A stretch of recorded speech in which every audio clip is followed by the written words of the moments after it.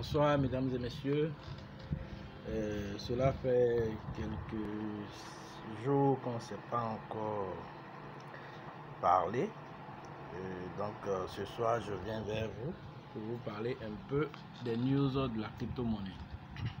La vidéo ne va pas être très longue, mais elle sera pleine d'informations.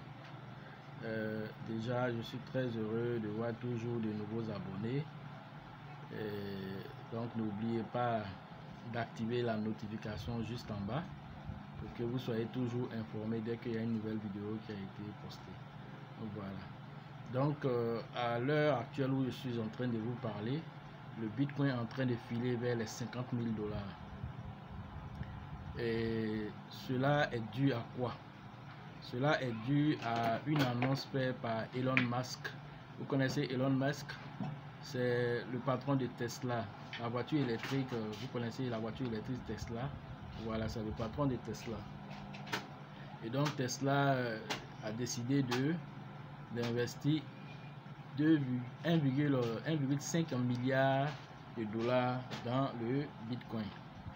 Cette annonce a été faite, donc vous avez vu en même temps l'euphorie qui a encore ressurgi encore sur le Bitcoin. Donc il a dépassé le cap des 45 000 $. À l'heure de la vidéo, il était déjà à 46 000. Donc on court résolument vers les 50 000 $.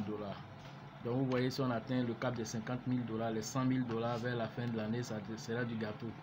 Donc comprenez là déjà tout ce qui est en train de se passer dans le processus, l'écosystème des crypto-monnaies.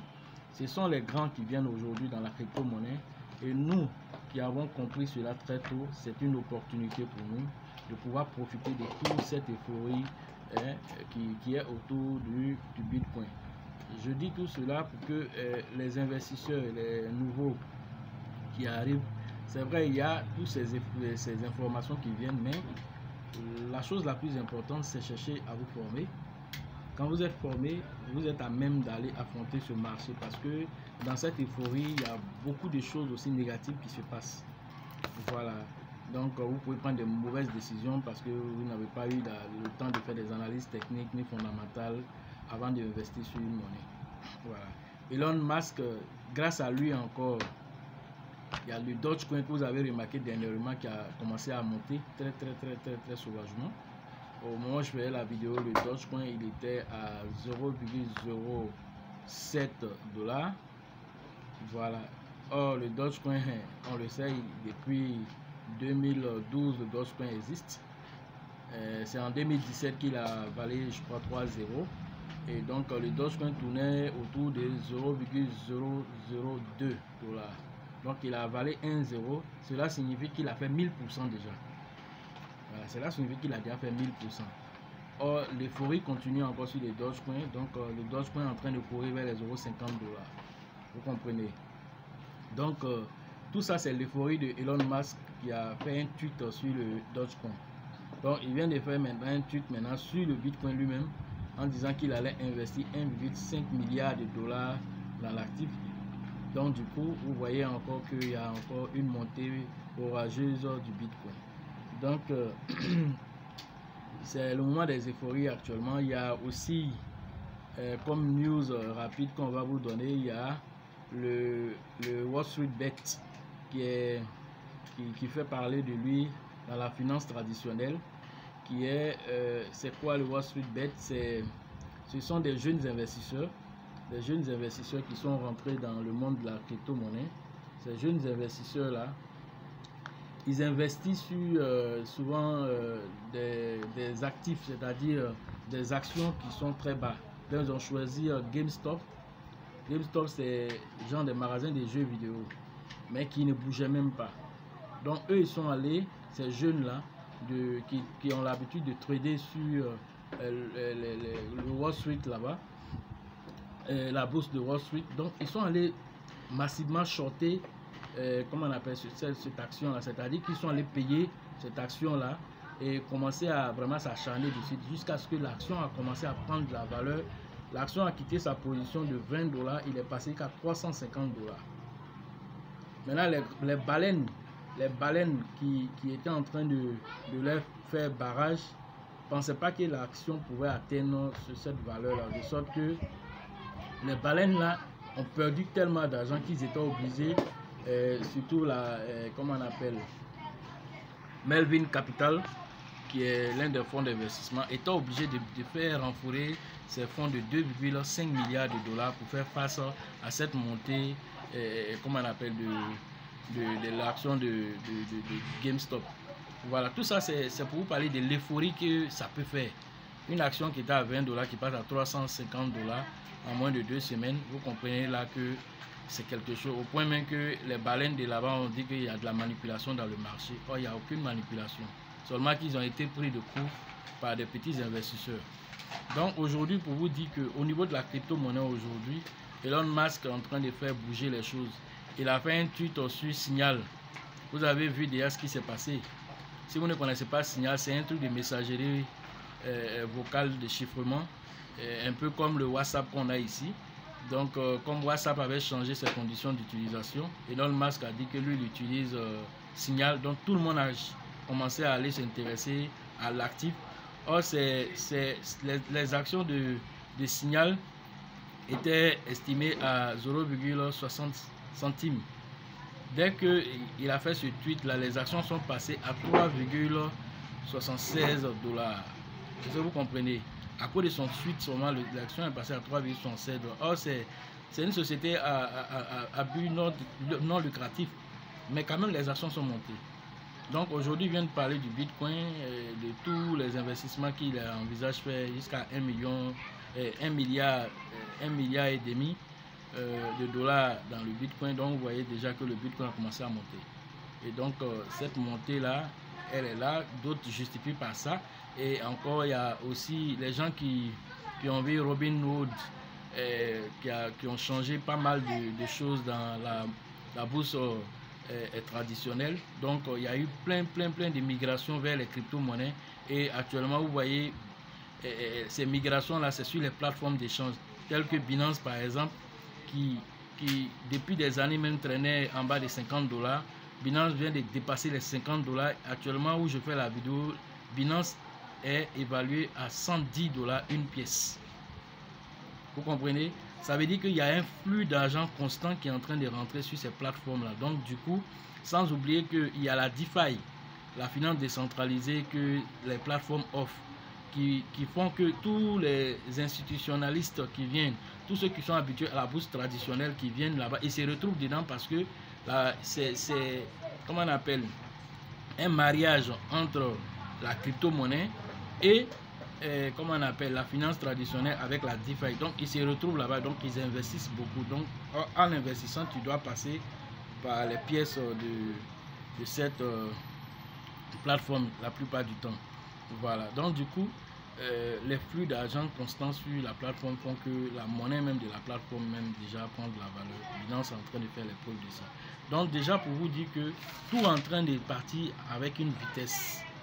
Maintenant vous, qu'est-ce que vous faites? Qu'est-ce que vous faites?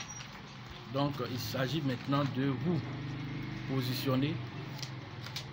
positionner, et de pouvoir profiter de toute cette euphorie qui se passe autour des crypto-monnaies.